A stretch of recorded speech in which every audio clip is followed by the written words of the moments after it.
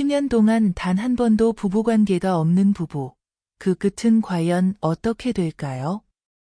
겉으로 보기에는 평범한 가정 같지만 실제로는 서로를 남처럼 대하는 차가운 공기만 흐르고 있다는 사실, 혹시 알고 계십니까? 오늘은 바로 이 주제를 정면으로 다루겠습니다.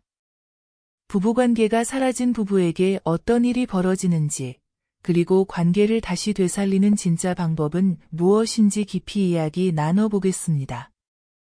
혹시 이 이야기에 마음이 닿으셨다면 댓글에 짧게라도 동의합니다라는 말로 함께 해주세요. 다른 생각이 드신다면 주저하지 말고 들려주세요. 중년분들의 멋진 후반기 인생을 위하여 더 좋은 정보와 진실된 이야기를 계속 전해드리겠습니다. 이제 본격적으로 시작하겠습니다. 먼저 가장 충격적인 사실부터 말씀드리죠. 부부관계가 사라진 부부에게 가장 먼저 찾아오는 것은 건강의 무너짐입니다. 부부관계는 단순히 욕망을 채우는 행위가 아닙니다. 의학적으로 부부관계는 인체의 여러 호르몬을 촉진합니다. 대표적으로 옥시토신, 도파민, 세로토닌 같은 호르몬이 분비되면서 스트레스가 줄고 면역력이 강화되며 수면의 질까지 좋아집니다. 그런데 이 자연스러운 순환이 1년, 5년, 10년 동안 멈추면 어떻게 될까요? 뇌의 화학적 균형이 깨지면서 우울감, 불면증, 만성 피로가 심화되고 실제로 고혈압, 당뇨, 심혈관 질환 같은 만성 질환의 위험이 높아진다는 연구 결과가 있습니다. 미국 미시간 대학의 한 장기 연구에서는 50세 이상 부부관계가 거의 없는 부부에게서 심혈관계 질환 발생률이 그렇지 않은 부부보다 무려 2배 가까이 높다는 충격적인 보고가 있었습니다. 단순히 기분의 문제가 아니라 실제 생명을 위협하는 질병으로 연결된다는 뜻입니다. 그렇다면 심리적인 부분은 어떨까요? 부부관계는 단순한 육체적 접촉이 아니라 감정의 접착제입니다. 관계를 맺을 때 분비되는 옥시토신은 흔히 애착 호르몬이라고 불립니다. 이 호르몬은 부부가 서로를 더 따뜻하게 느끼게 하고 갈등을 조정하는 힘까지 만들어냅니다. 그런데 5년, 10년 동안 부부관계가 없으면 부부의 감정적 유대는 급속도로 약해집니다. 대화는 줄어들고 서로의 눈빛을 피하게 되고 결국 같은 집에 살지만 사실상 남남처럼 살아가는 상태에 빠지게 됩니다. 실제 한국가정법원 이혼 판례 중 상당수가 부부관계 단절을 주요 원인으로 인정하고 있다는 사실 알고 계셨습니까? 전문가들은 부부관계 단절이 단순히 부부만의 문제가 아니라 가족 전체의 안정성까지 흔드는 뇌관이 될 수 있다고 경고합니다. 더 무서운 건 시간이 지날수록 회복 가능성이 줄어든다는 겁니다. 심리학에서는 이를 관계 회피 고착이라고 부릅니다. 한번 서로가 거리를 두기 시작하면 마음의 벽은 점점 두꺼워지고 나중에는 손을 잡는 것조차 어색한 사이가 됩니다. 결국 10년, 20년이 지나면 우린 이제 불가능해라는 무력감에 빠지게 되죠. 이 시점에서 많은 부부가 상담을 받으러 오지만 이미 서로를 이성이 아닌 동거인으로 인식하고 있기 때문에 되돌리기가 훨씬 어려워집니다. 한국보건사회연구원의 중년부부 실태조사에 따르면 부부관계가 없는 부부 중 절반 이상이 정서적 소원감을 가장 큰 문제로 꼽았다고 합니다. 그리고 이 중 상당수가 배우자 외의 사람과 더 깊은 정서적 관계를 맺거나 극단적으로는 불륜으로 이어지는 경우도 많았습니다. 즉, 부부관계 단절은 단순히 잠자리 문제가 아니라 인생 전체의 위기로 이어질 수 있는 겁니다. 그렇다면 왜 중년 이후 부부들에게 이런 일이 생길까요? 첫 번째 이유는 신체적 변화입니다. 남성은 테스토스테론 분비가 40대 이후 급격히 떨어지고 여성은 폐경기를 지나면서 에스트로겐이 줄어듭니다. 이런 변화는 자연스러운 것이지만 문제는 이 시기를 준비하지 못한 부부들이 부부관계를 점점 미루고 결국은 그냥 없는 게 당연하다는 잘못된 습관으로 굳어버린다는 겁니다. 두 번째 이유는 정신적 피로입니다.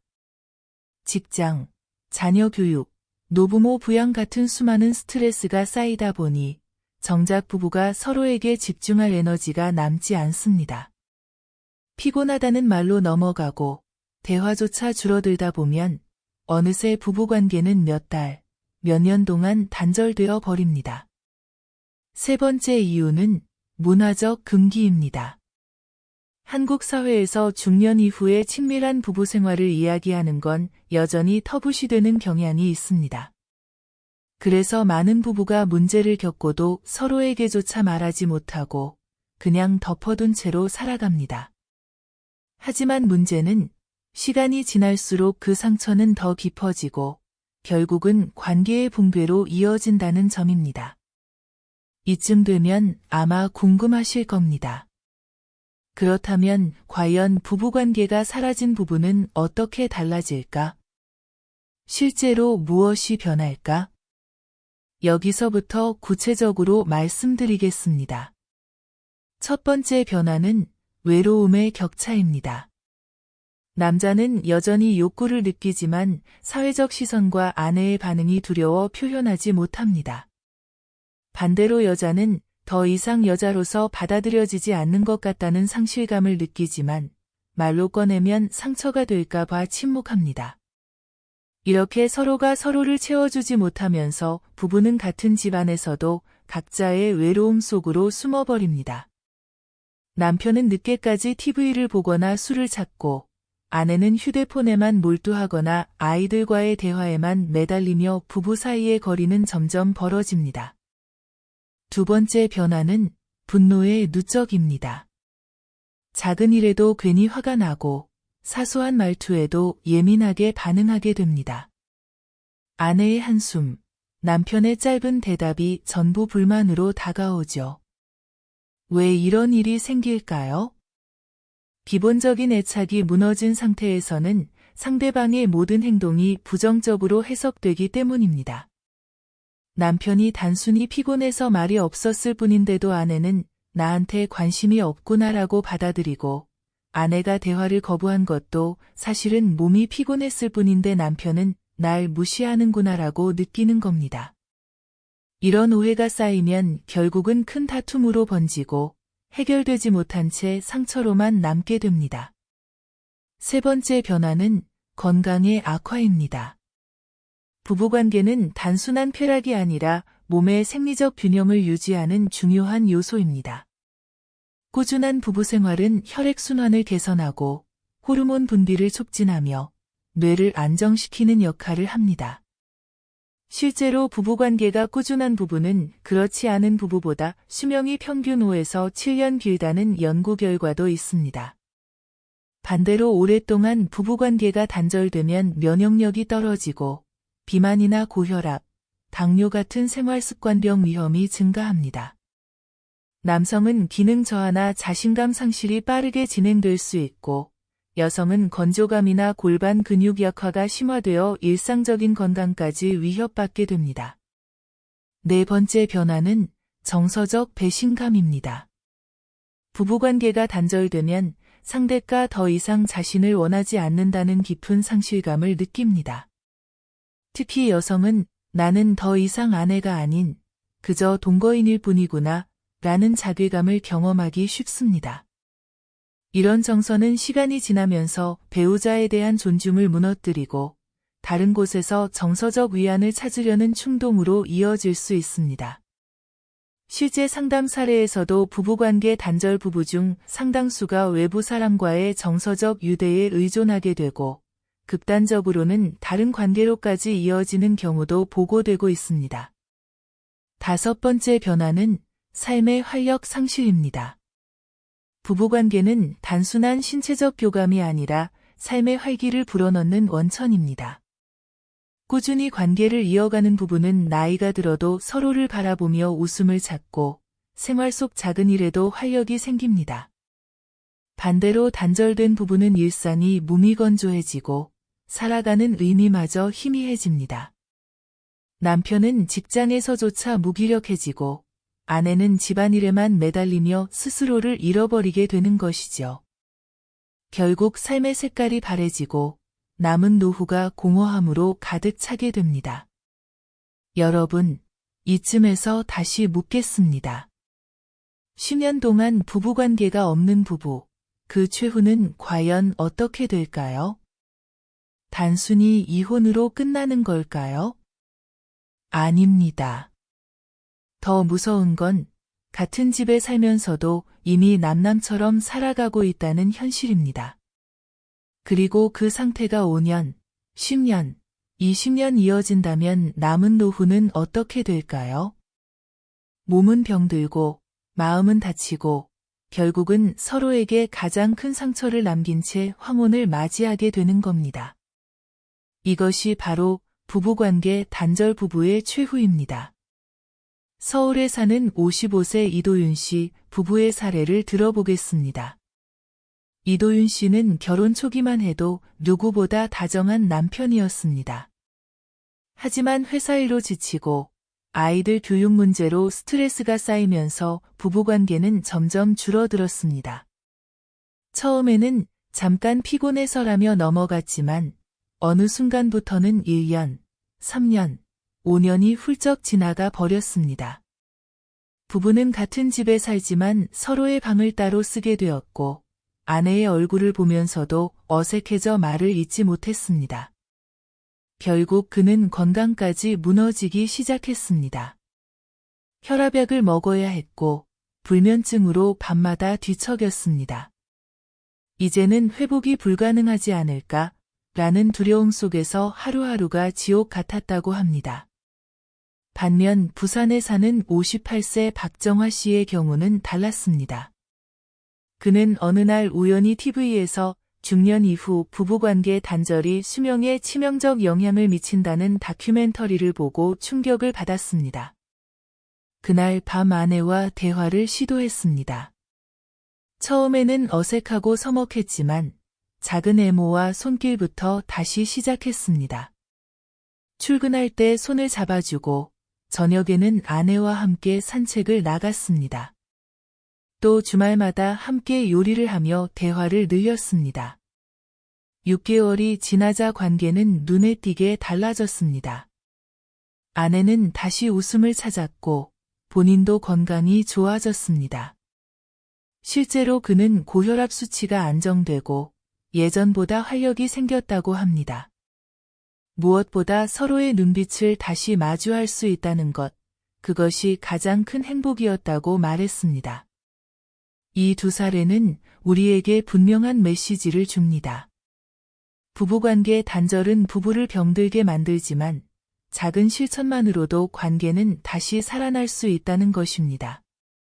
그렇다면 지금부터 일상에서 바로 실천할 수 있는 방법 5가지를 말씀드리겠습니다.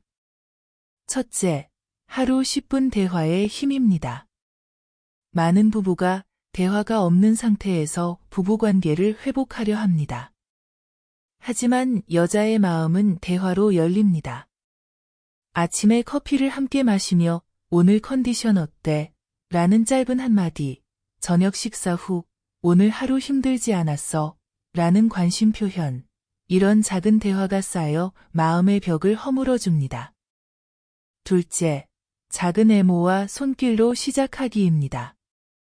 갑작스럽고 직접적인 접근은 오히려 거부감을 줍니다.